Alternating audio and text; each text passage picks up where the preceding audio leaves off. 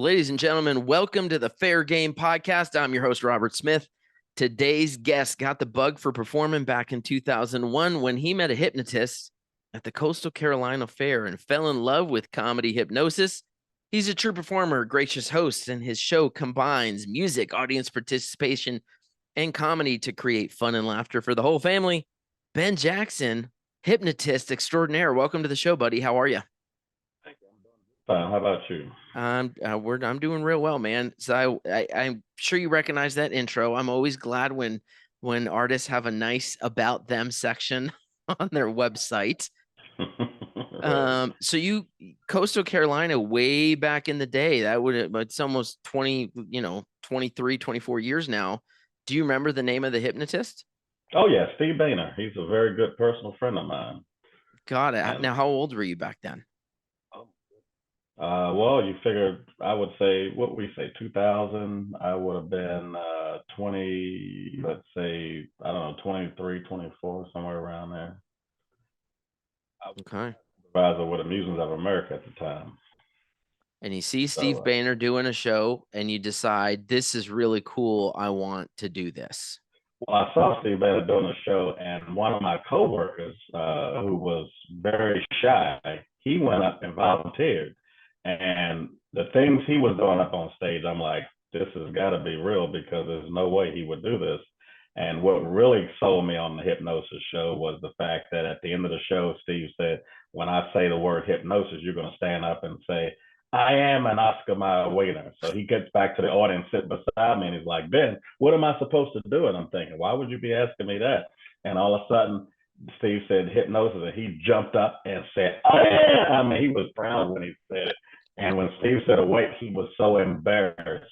He went under the bleachers, didn't walk down the steps. He went like between those seats, under the bleachers. And when we went around, I'm like, wow, that was so amazing. So what happened was I went to the sound guy who was traveling with Steve at the time, and I said, I want to announce him because I'm a circus ringmaster as well. So I got the announcing voice. So I went back and got a suit on. Steve had no clue I was doing this. I came back to the next show and I got up on stage. He gave me the mic, and ladies and gentlemen from Seattle, Washington, and I announced Steve Banner. He come out there and he's like shocked. So he takes the mic, and then towards the end of the show, he's like, and I want to thank my golden voice for that beautiful announcement. And then after that, we went to the dressing room and we talked and we became best friends. And I started helping him at his shows. I bring sound and lighting from my fun house to his adult shows sometimes, and we just basically became very good friends. I mean, I go to his house whenever I want. He's in Florida now, and that's where I learned my show from. Wow. So just by happenstance, you're at a show, your buddy gets to be part of the show, and then the wheel just starts going, and here you are. Retiring, that's when I basically said I wanted to do it. I never told him I wanted to do it while he was doing his shows because I just didn't want. I don't want him to think that I want to try to do this and like start doing fairs and take spots from him. So I just waited till he was, because I still had a business out on the road anyway. So, Sure. Sure. Wow. So what can an audience expect when they come to your show? well, when they come to my show, they're gonna learn about the power of hypnosis as well as what I learned how hypnosis works. That's the first thing. And then, of course, it's a lot of comedy in my show. My particular show, I'm not saying anything about any other hypnotist shows, but lots of comedy in my show. As soon as I come out on the stage, I'm, got people laughing, but I do it in a way because we all need to laugh. I mean, it's a lot of things going on in this world now, but it's a very funny show, and you learn the power of hypnosis. And yeah, that's basically what you learn when you come to the show. Now, I've seen some hypnosis shows before where it feels like the hypnotist is going out of his way to make people feel like jackasses, like and embarrass them. Is that the type of thing in your show? Or are you more everybody's having fun together? Everybody's having fun. I don't go out my way because see what happens is, and again, I'm not knocking anyone because I couldn't even tell you right now if I had to name. But what happens is I find, and I've seen this in years, where a hypnotist will go out there and they do that because they put it this way. The difference with me and most hypnotists is I have a personality. I'm very funny already because I owned the Fool to Guesser game where I used to guess people's age, weight, and birthday. So I had all them one-liners I had to say, you know what I mean?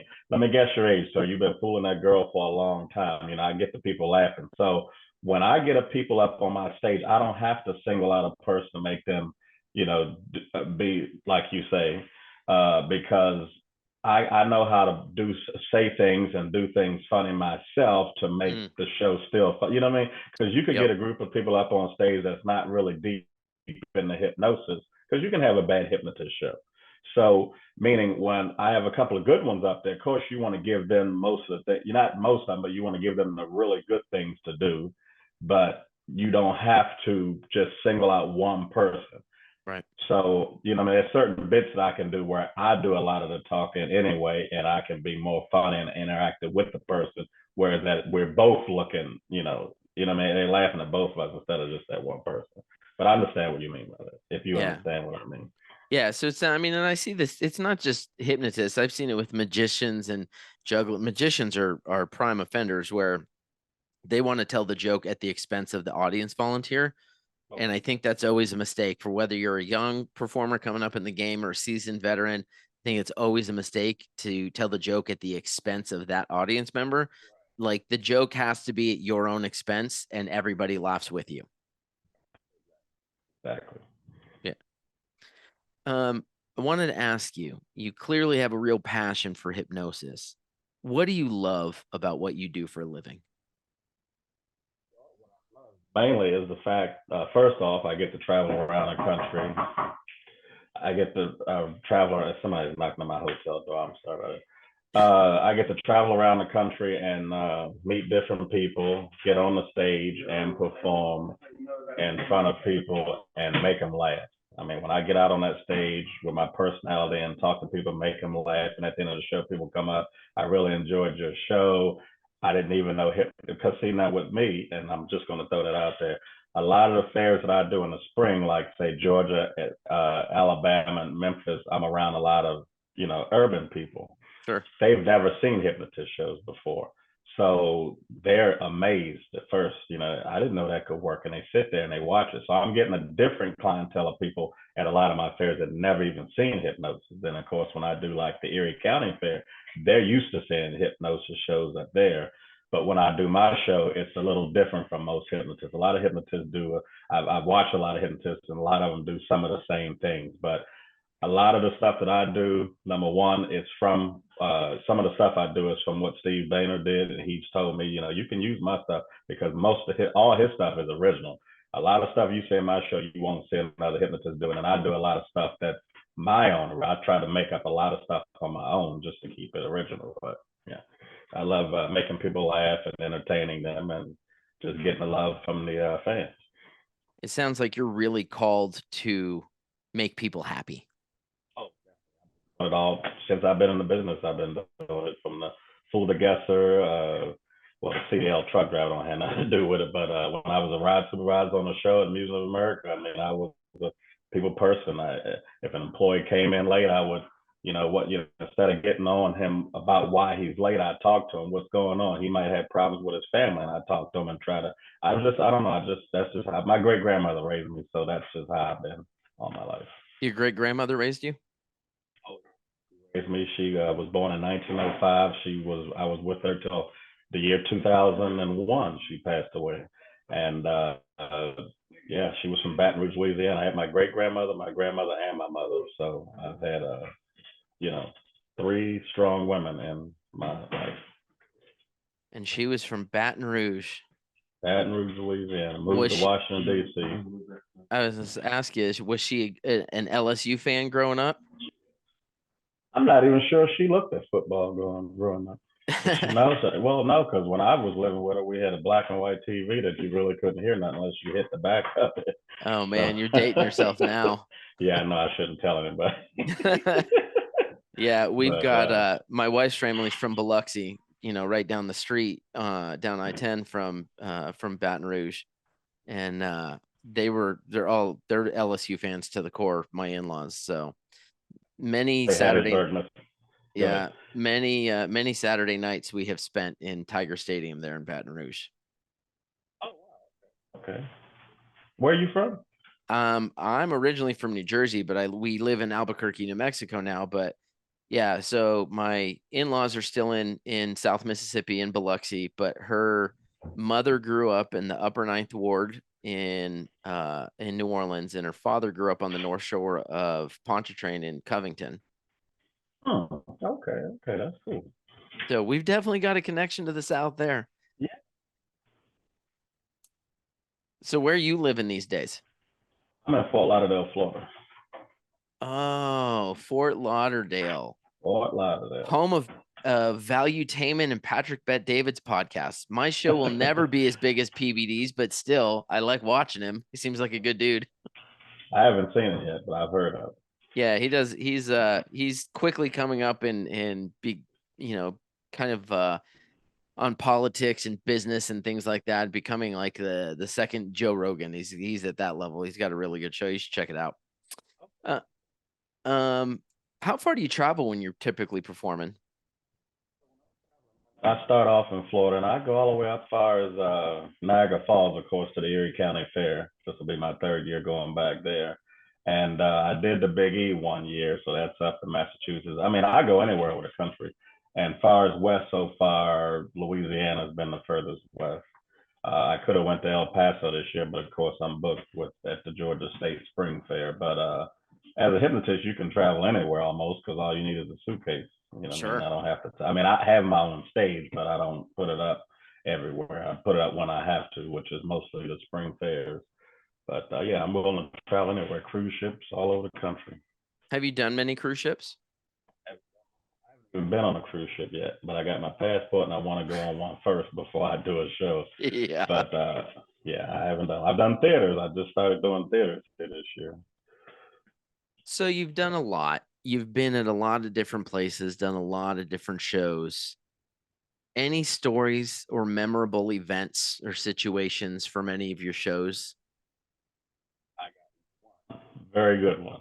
So I was at Hattiesburg, Mississippi this past year, and I was talking to this guy named Nick. He has a petting zoo that sits beside me every single year. And we were talking, and this lady walks up to talk to one of his guys that was working, and he had a pony that they put the kids on, they let them ride. And she was telling the guy, she's like, "Can you put my grandson on this pony because I am deathly afraid of ponies and horses. I can't be near." The daughter tells me the same thing. Say yes, when they drive down the street, there's a house that's got a bunch of horses in it. She won't go past the house. They literally have to switch drivers. It was bizarre to me. Wow. So I'm listening to her say this, and I tell the guy Nick, we're standing there, and he said, "I remember that lady from last year. That's right, she is afraid of horses."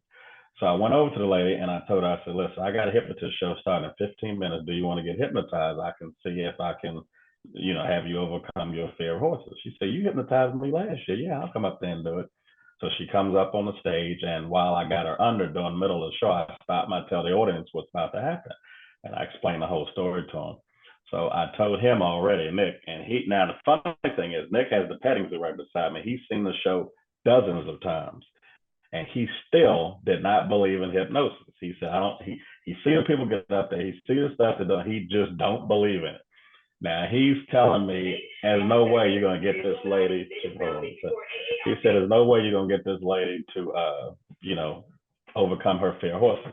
So anyway, so she's under, and I'm telling the audience what's going on, and I wake her up and I said, "Okay, now the suggestion I gave her was we're gonna bring over Teddy was the name of the pony.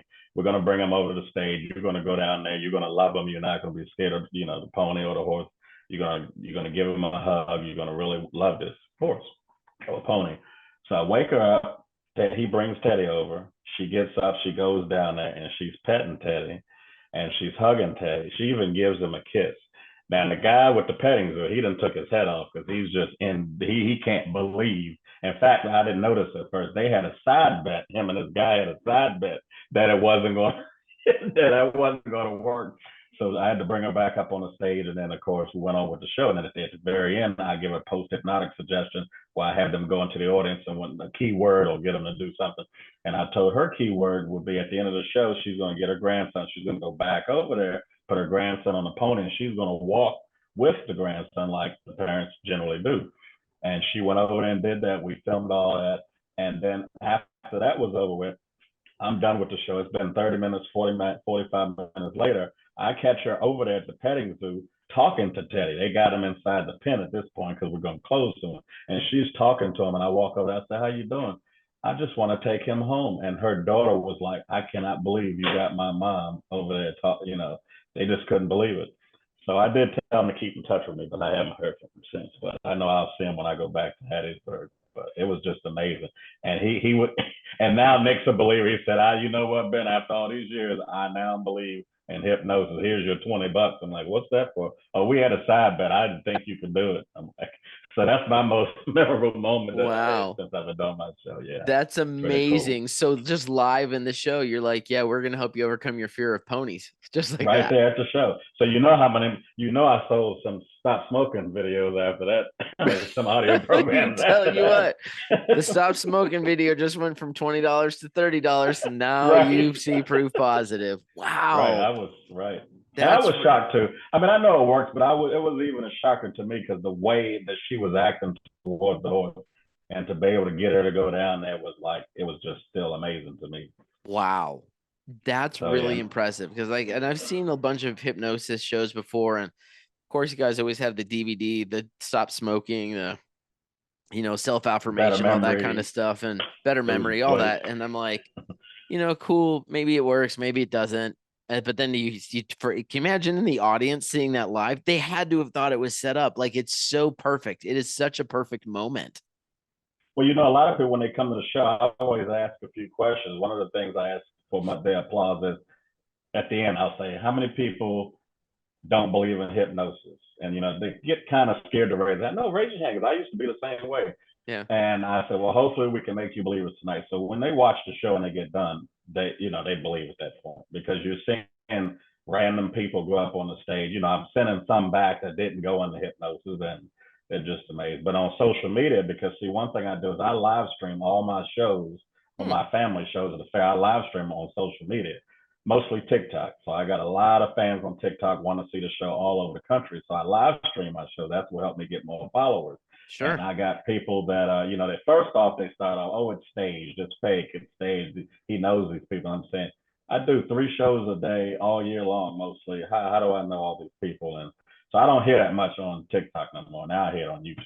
So yeah, that's cool. And I think the live stream is a smart idea, because not only do you get the ability to on the spot build your following, but to be able to have whole videos where you can then go back and cut up, short segment videos, or 10 seconds here or 2.5 minutes there, that's got to be invaluable for you to be able to promote the show.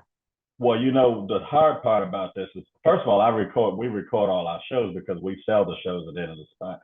That's a lot of work for me, because when I get done with my GoPro doing the show, I transfer it over to the phone.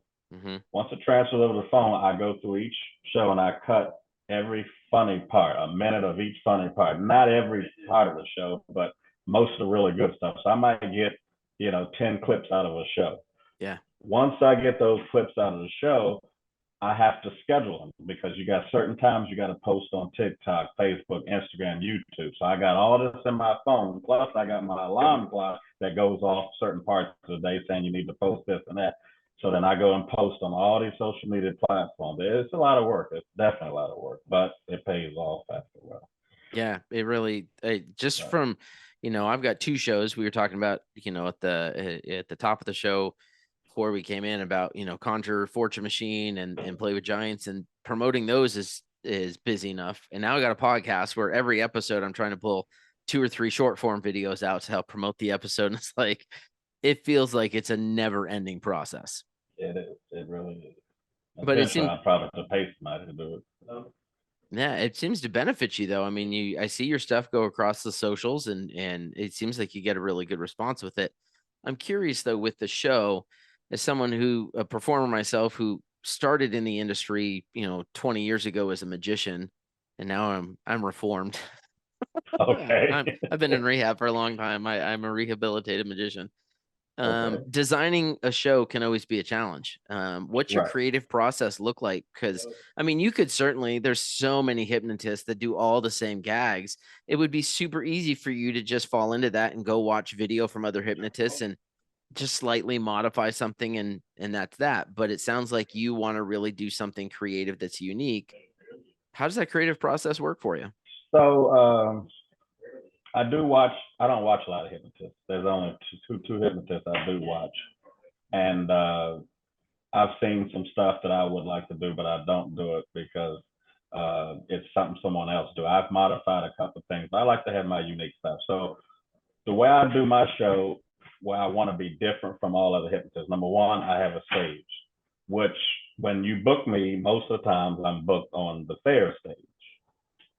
So, but my stage is basically so when I do my show, I try to do original bits, stuff that other hypnotists don't do. I also try to incorporate disco lighting and special effects into my show.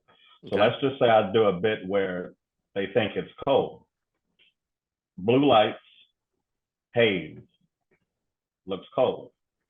Hot, red light. Yep. When I got a dancing bit where I got a guy off stage singing either Michael Jackson, disco lighting, upshot fog machines. So I try to do the special effects and disco lighting. You don't generally get that if you book my show and I'm on your stage, Yeah. unless I can bring some stuff with me. Like at Erie County Fair, I can bring some lighting with me, which I do bring.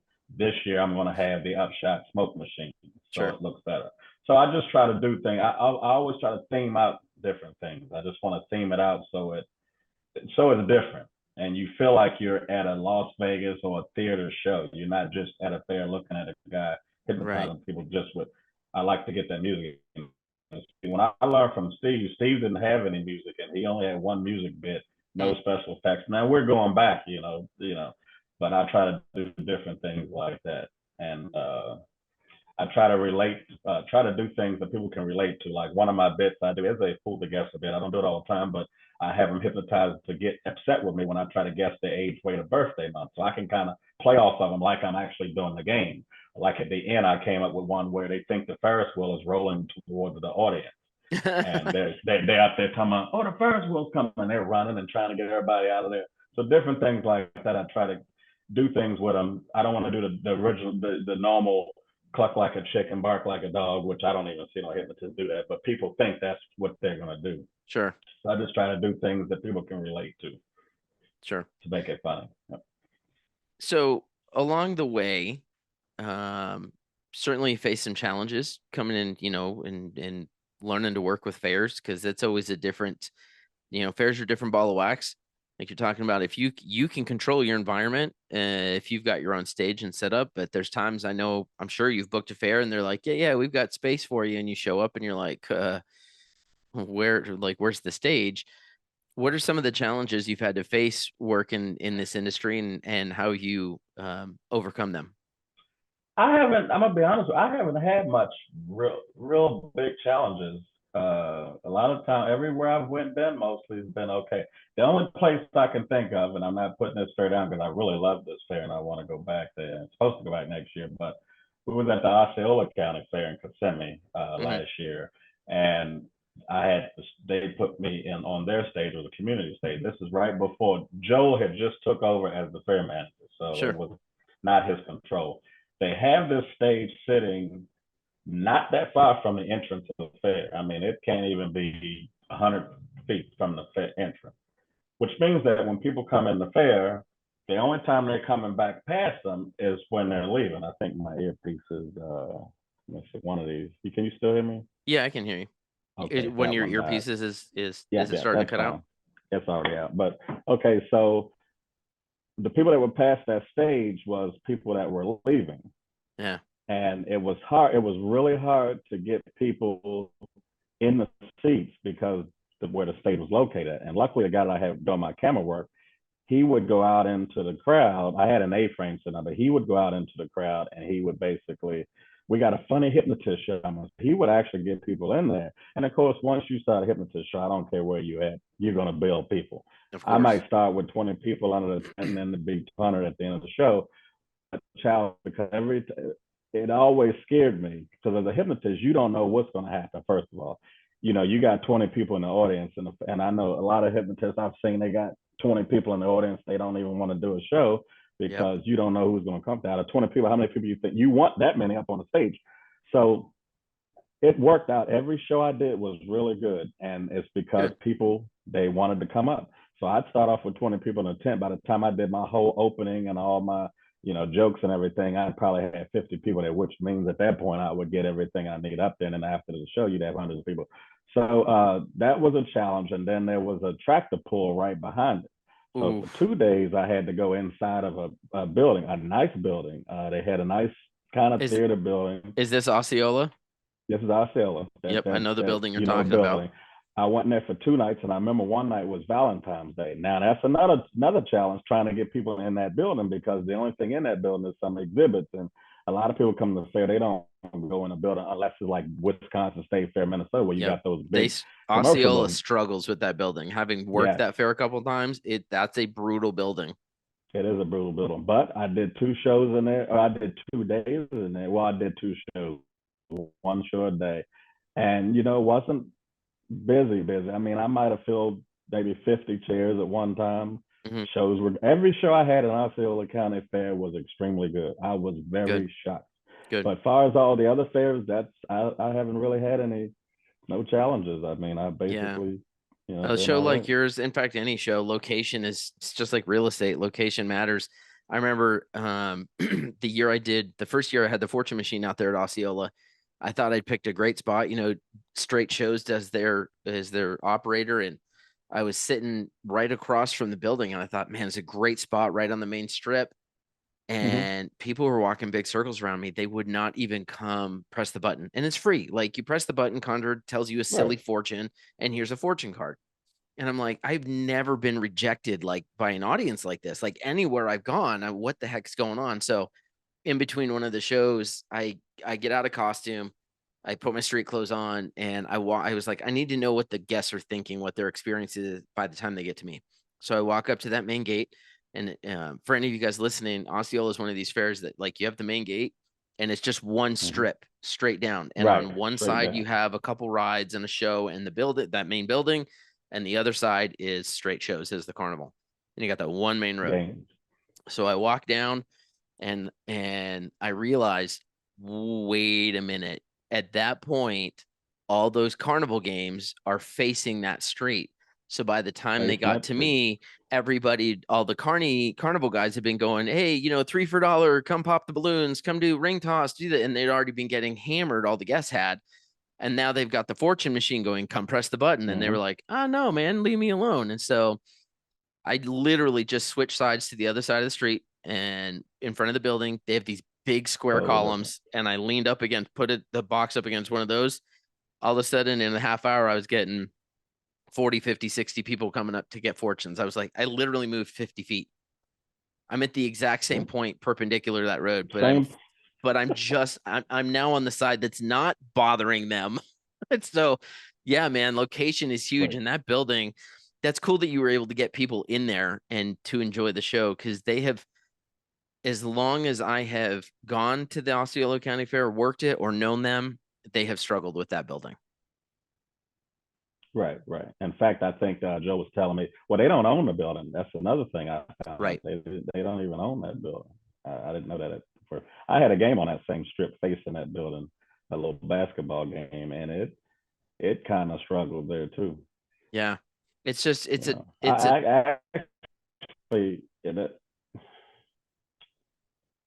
that fair, I haven't actually had a decent year, and I'm talking about my games. Your game? I don't think I've had but one decent year there, and that's been a long.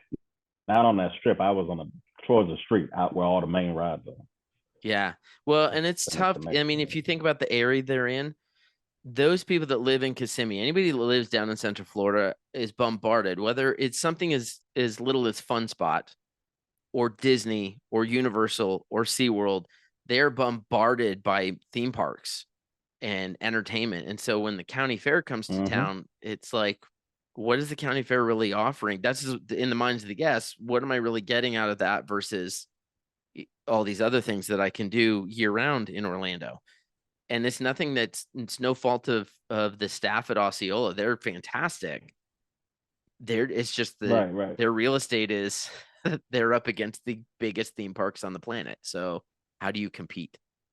Now, with that being said, two things they do get out of the fair. Number one, it's cheaper to go to the fair than it is to the theme park. And of course, if you live in Kissimmee, you done probably either been there and done that so many times, you rather just go to the fair. That's Sure. why it's important at that fair that they have good entertainment stuff. They're not going to see at the parks, the tractor pulls, a nice, magic show, illusion show. Yep. Dale Scott's been there, or like me when I'm there, stuff that they're not going to see at the music park. So it's always good for them to have good entertainment.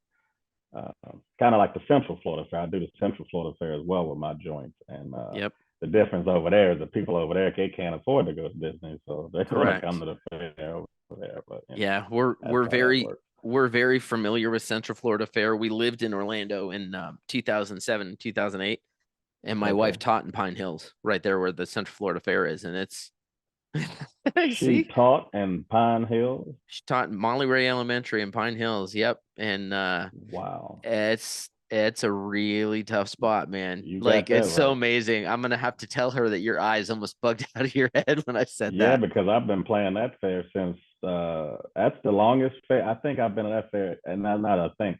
I've been at Central Florida Fair straight, longest any fair I've ever been to. I've been at every single. Now I won't be going back with my joints because it's just gotten worse and worse money Yeah, wise. Nobody's spending. it's a tough spot. It's Yeah, yeah, it just is. It's one of those spots. It's you know, very socioeconomically is a very depressed area, and right. I know the fair, Michael Tipton and then Jackie and everybody at the fair, they wanted to do their best to help support the community and put on a good event.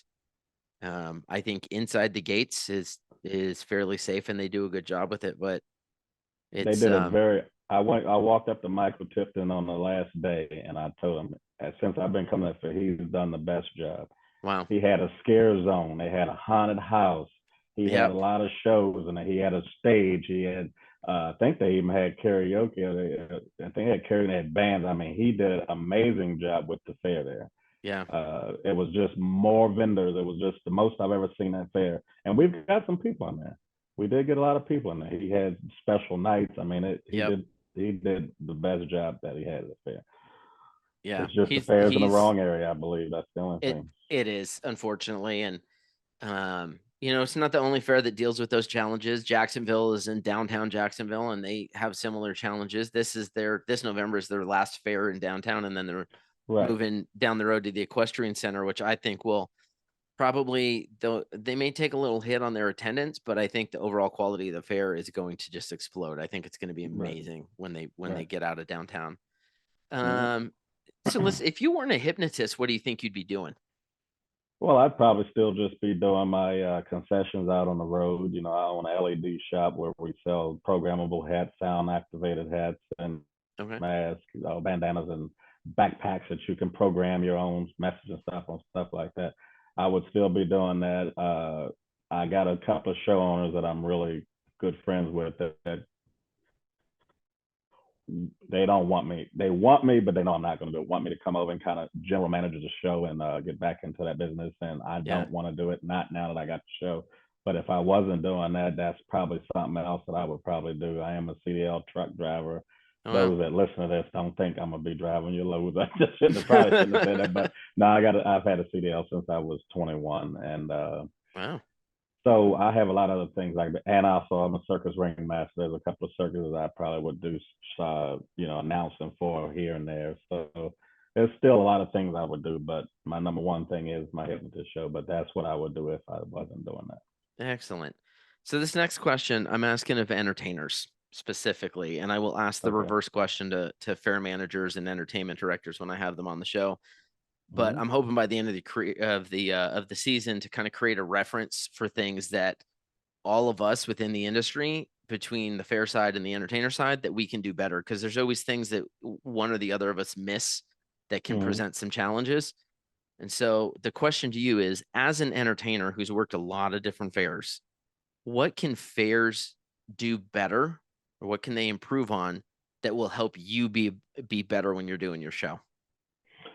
okay, there's three things. One, I think it's three things. I'm just on a number. One thing is, I feel like I think that a fair should have someone that goes around and live stream certain parts of different shows because they have social media.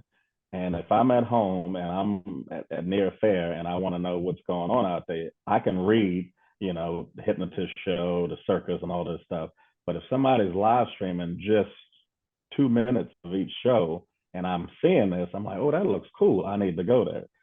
A lot of fairs, big fairs, they kind of advertise more of their big acts, which I understand they have to do that because they got to get money in it. But sometimes it'd be nice if you could, like on social media, I'm looking at, let's just throw the Minnesota State Fair since I don't do that one, and it says, Ludacris and T-Pain's their performance. So you see that out there a couple of times, and I know they want to get them tickets sold, no problem. But also, let's see the juggler or the magician or whoever's going to be up there. Let us know what other ground acts there, because there's some people that come to the fair that's not going to be interested in Ludacris or T-Pain or Journey, or, you know what I mean? So Yep. I think they should treat those not maybe 100% the same way as they do the big acts, but something like that. That's one thing. Second thing is I've played a couple of fairs where, I played a couple of fairs where they have the schedule of your shows in their books. They don't announce it over the intercom. Some fairs don't have it, I guess. Some of them do. Like at Erie County Fair, they announce every show that's happening at what time. So because people will come up to the stage and they'll see the time of your show and they'll go get on some rides and forget about it. And next thing you know, oh, damn, I missed the show. But if you announce it, they go, okay, we got to catch that show. So that's one thing. I know a lot of fairs don't do it, and the fairs that got intercoms, they do it. I think every show should be announced. West Palm, South Florida Fair, they do it all the time. Sure. That's the second thing. Another thing, now this is something I do. Maybe other performers want to do this, but I'm big on social media. So what I do is I take 10% of the money I'm going to get paid from the fair and I pay social media, and I run an ad. I make my own ads of my show. You can see it all over social media, and every spot I go to, I promote the ad. I may spend $100 on the ad because there's people on social media that want to see my show, and I don't keep up with who's in what area. I just go there and put it on social media. Now the fair is already advertising the fair, but I'm advertising, I got the fair logo up there, and I got my, clips of my show. It's a minute clip. So and it's cross promoting. Right. Exactly. That way people be, oh, that's right. I had just for prime example, I had a kid come up in Orange County Fair, Middletown, New York. I only came here because I seen you was going to be here. He saw my my ad, of course, and he put me up on a billboard the year after. I was one of the main pictures on the billboard. But so I think that's something, anybody that's a performer that's on social media pretty good, I think that's something you might want to look into is, spend $50 or $100 or whatever and advertise yourself at the fair, because two things are going to happen. It's going to help your fan base. With me, I sell tickets to some of my venues. I do theaters. I just did a theater in Buffalo, got 195 people. I did all the advertising myself. Sure. And this wasn't even doing a fair. So I think that's something we can do also to help our show. And of course, if you always got your seats filled, which you shouldn't have a problem doing that, you can fill your seats. Now, one other thing I'm going to say, I'm just going to say this. Black people generally go to a fair and they don't go near the independent. I'm sure you know this. Black people go to a fair, take Minnesota, any fair you want, a big fair, even Central Florida, that's a prime example. They come to the gates, they go straight to the rides and the games. They don't care about the shows, they don't care about the exhibit buildings. That's just how Black people are. So I'm in Erie County Fair. I don't see any Black people where I'm at, maybe one or two. I did this adult show in Buffalo. There was 6 of them there. And I even got up on them and I said, where's the Black people? Oh, there's 6 of y'all here. Have you all? And I said, I know you all come to the fair. You all just go eat funnel cakes and ride rides. You don't care about going on independent. Because a lot of them asked me, I didn't know you came to the fair. I didn't know you did the fair. I said, because you stay over there near the rides. Go over, see the animals. Go see something else. Yeah. So with that being said, I've had people come to Georgia State Fair and said, the only reason why I'm here at your show is because I seen, you're a Black guy doing a show. I didn't know you. I don't know about. I never seen a Black hypnotist. I got to stay here and see what this is about. So what I'm trying to get at is, again, if the fairs promote the shows a little bit more, the ground acts more. And by me Sure. doing my social media, now more people, now that the black people that say at the Erie County Fair that don't generally go on that side, oh, that's that black hypnotist I've seen. Well, they ain't got to say that, but you know what I mean. That's the Yeah. hypnotist I've seen on social media. Let's go to his show. They find out what the show is. It helps. Now you got more people, and they might go look at the show and say, "Damn!" As they walk to my show, oh, there's a thrill show over here. They got animals over here. A lot of these people, and it's sad, they go to the fair and all they know is the carnival side. They don't know Yep. nothing about everything else at the fair. Yep. So that's basically what I think we all can do to help each other. Well, there you go. That's a very good answer. Super in depth. Yeah, my whole goal with asking that question is, there's so many things that we as entertainers we see fairs do and we go, God, if they would just do this.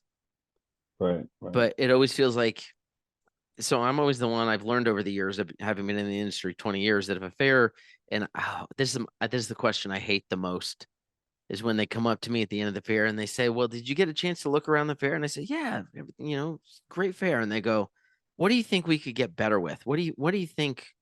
And I'm like, "Oh God, don't ask me that. Don't ask me what we can do better because then, like, there's no way to answer that. I rarely have I ever been able to answer that question Right. without somebody getting their feelings hurt. And it's not because I'm saying, well, you sucked at this. What they're really asking is, can you just tell me I did a good job? you know? Right, right, And right. so when I get asked, what do you think we could improve on? And I'm like, well, everything, I love the entertainment, your layout looks great. The parking situation. And then they get their feelings hurt. And I'm like, You the asked the reason I look question. at parking at a fair is because parking is a major friction to the guest experience. You If got they that can right. get in and park and get into the fair quickly and easily, there's less friction to them having a good guest experience. If they're sitting in traffic an hour and a half because either it's just that popular or you don't have enough access, there's only one road into the fair, or you don't have enough security directing traffic, or those are all things that should be within the power of the fair to improve on for the guest experience. Right, But right. man, I get nervous when I get asked that question. So I thought, you know what? We're gonna ask it here on the podcast. And then as people listen, I'm probably gonna assemble all of it into one episode near the end. And it's like, what can we all do better? Because I Now, know one for thing. Go ahead. Go I ahead. was gonna say for me, I picked this up at a couple of fairs have mentioned this and I didn't realize it was a thing until I started traveling in my RV. And so when I tell them, yeah, here's the price, and plus I need an RV spot with water and electric. If they don't know what size, it's nice when they've got a campground where every spot's 50 feet long or whatever. Cool, I can put him in spot 12. But a lot Mhm. of fairs, it's like, well, if this guy's got a 40-foot rig, but this guy's got a 25-foot rig, they're going to go in different spots.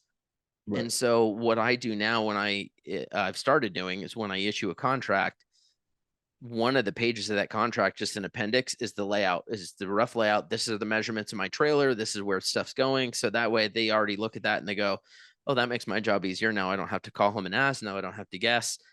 All these little things and the little details that if you wait until you arrive on the fairgrounds could be a disaster. But if you deal with it 6 months in advance, it's not a big deal it's at all. what. Right, exactly, exactly. So, well, good deal, man. So we've been on now almost 45 minutes. Yeah, I Really was has looking at that. I'm like, yeah, oh. really been enjoyable getting to know you here. It seems like you've got a really good show. Everybody who comes on the show, we do a little speed round of questions. So we're going to wrap Okay. things up. I got 4 or 5 questions I'm going to ask you. You just give me your best answer. Ben Jackson, are you ready? Yes, sir. All right. Last movie you watched. Adam Sandler, Big Daddy. That was a few days ago. Such a good And just movie. sitting in the hotel, and it was on TV. Right. Such a good movie. Apple or Android? Android, Favorite place to travel? Las Vegas, Overrated or underrated? I'm going to ask you 3 things. You tell me whether it's overrated or underrated. Churros, overrated, turkey leg, overrated, for sure on that one. Cotton candy. definitely overrated. All of it. Like, so You asking? Yeah, are you you telling asking me that about our fair food is overrated? overrated. That's because What? see, I don't eat it. So So I, what would be an underrated fair food in your opinion? An actual underrated fair food? Yeah. I don't think I have one. I Don't mean, have one. there's some food at the fair that I would say is underrated, but it's not really fair food. It's just a specialty. Got But it. if I name it, you wouldn't probably haven't seen it at none of your fairs, but I've seen it at one of mine. So. Okay. Last question. You can go back in time and give advice to 15-year-old Ben. What do you tell him? This one might be a little more Uh, than speed round. well, no, I would say don't be afraid to take a risk at a young age. That's Yeah. one of my main things. I wasn't afraid, but I was kind of afraid at a young age, and I waited till I got older to take a certain risk. But don't That be is, afraid. I got to tell you, I asked that question over all the years I've been doing the podcast. I asked that question a lot. Don't be afraid to take a risk or some variation on the theme. Mhm. Probably 40% of people have that Yeah, as one of their that's things. the main thing. Really powerful. All right, man. Where can people learn more about your show? All over social media. All you got to do is just Google Hypnotist Benjamin Jackson. It'll come up everywhere. Or you can just go to the website. Of course, that's www.hypnotistbenjamin.com. But you just Google Hypnotist Benjamin Jackson. It'll pop up You all pop up over, everywhere. everywhere. The Awesome, only one man. I don't do much is Twitter, but I still have stuff there, but not much. Got it. Real Yep. pleasure having you on the show today. Thanks so much for your time. To our 6 listeners, you all are the best. Thanks for joining us again. We'll catch you next week. Bye bye.